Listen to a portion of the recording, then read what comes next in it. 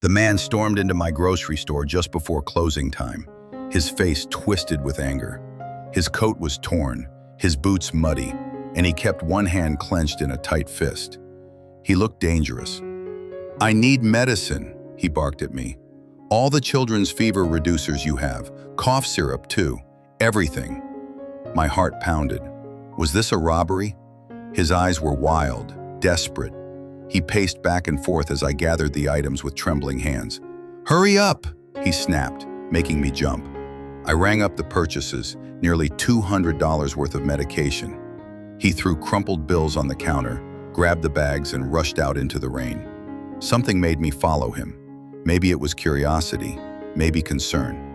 I watched from my doorway as he hurried down the street and turned into the old community center that had been abandoned for months.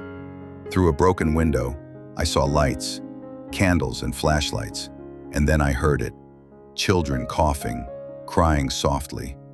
The man I'd feared was kneeling beside makeshift beds, gently giving medicine to a dozen kids who looked sick and scared. "This will help," I heard him say in the softest voice. "Uncle Joe's got you." An older girl tugged at his sleeve. "Are we going to be okay?" "Always," he whispered, smoothing her hair. "I promised your mama I'd keep you safe, and I keep my promises." I learned later that Joe was a former Army medic who'd been caring for these children, refugees whose families had been separated at the border. He'd been using his disability checks to feed them, sleeping on the floor to make sure they had blankets, taking odd jobs to buy medicine when they got sick.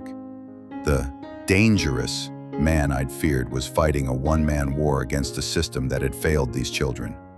His anger wasn't directed at me. It was fury at a world that could let kids go hungry and sick while bureaucrats shuffled papers. I started leaving bags of food and supplies by the community center's back door.